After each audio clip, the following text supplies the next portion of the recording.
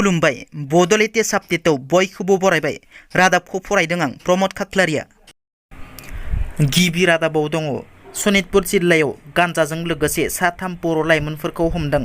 मोनसे श्रुत सुलुंनि बिथाजों संदाननानै पुलिसा सनितपुर जिल्लानि ढेकियाजुलियाव 24 किल'ग्राम गान्जाजों लोगोसे साथाम सुबुंखौ हमदों।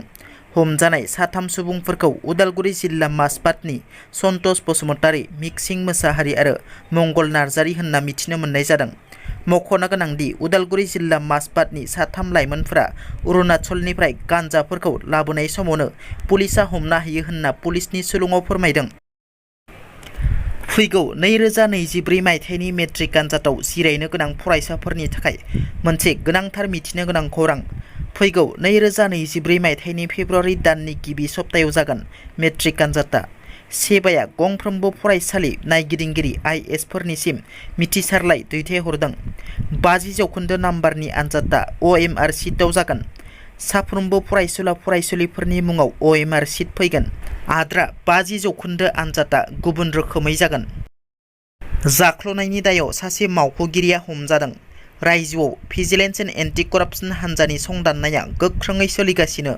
सिगांनि समफोराव गोबां मावख'गिरिफोरा रां जाख्ल'नायनि दायाव हमजाबोदोंब्लाबो दासिमबो खायसे मावख'गिरिफोरा रायजो राजानि खामानि मावनायनि मुङाव रां घुस लानाय आखुखौ सोलायनो हायाखै एबा नाजायाखै।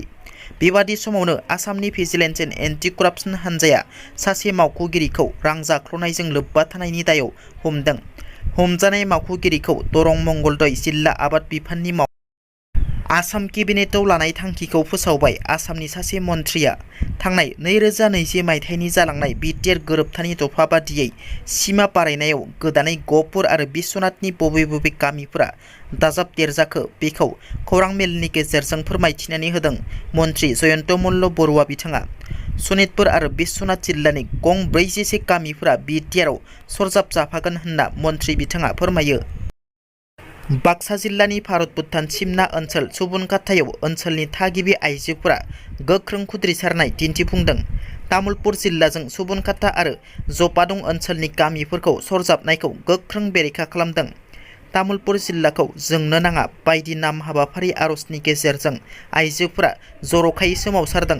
गिबियाव गाहाय मन्थ्रि नरेन्द्र मदि, नैथियाव गिबि मन्थ्रि डक्टर हेमन्त बिश्व शर्मानि, थामथियाव बिटिआरनि गाहाय प्रमद बर', ब्रैथियाव बिटिसि एसेमब्लिनि बुंथिगिरि काथिराम बर'नि सावगारि लानानै गोख्रों बिजाथाइ फोरमायदों आइजोफोरा। दिनैनि रादाबा एसेनोसै। नोंथांमोना जुदि आंनि रादाबखौ खोनासंनानै मोजां मोनदोंब्ला अन्नानै लाइक, शेयार आरो साबस्क्राइब खालामनो दाबाव। गोजोन्थों।